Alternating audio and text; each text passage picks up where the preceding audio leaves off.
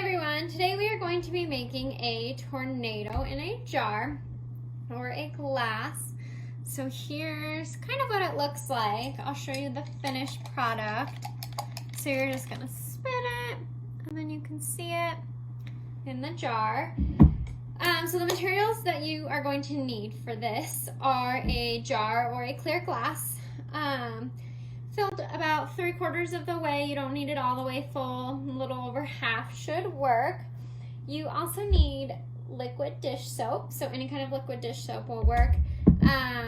You can have a stirrer or a lid if you're using a jar. Either of those are optional. And then you can use food coloring. I'm going to be using these little purple like beads to show how the water moves. I don't have food coloring, so both of those are also optional. You really only need like a jar, water, and dish soap. So before we get started, I just wanted to explain like what a tornado is. So it can also be called a twister or a cyclone, and it is a violent rotating column of wind between Earth's surface and a thunderstorm. It's usually funnel shaped, so it starts out big and then it gets smaller as it goes down. And it can be very destructive. It can destroy homes, move cars, rip trees out of the ground. So it's very important that we stay away from them. And we don't really get them here in Nevada.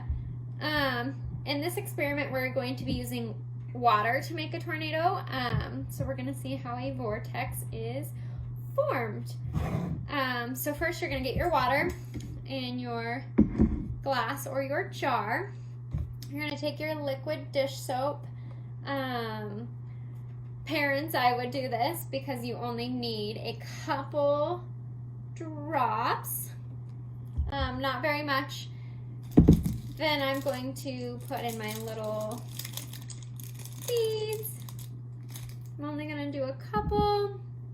So now you can see they're in there.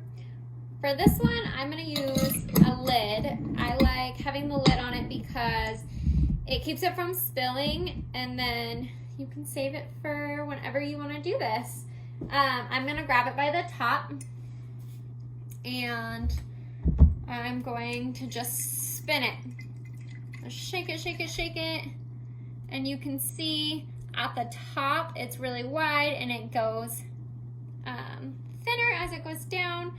You can see my little sparkly beads in there moving around.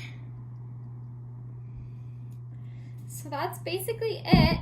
If you did it with something to stir without a lid, it's essentially the same thing. You stick it in, you stir it really, really fast, and then take it out.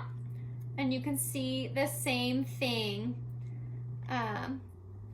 without a lid. So it's really up to you. When you stir or spin the water, the vortex is created in the center. And it's kind of like what would be created on an actual tornado. The swirling on the outside has to move faster than the water that's on the inside to keep it going. So you can see it move inside there. I hope this is something that you guys enjoyed.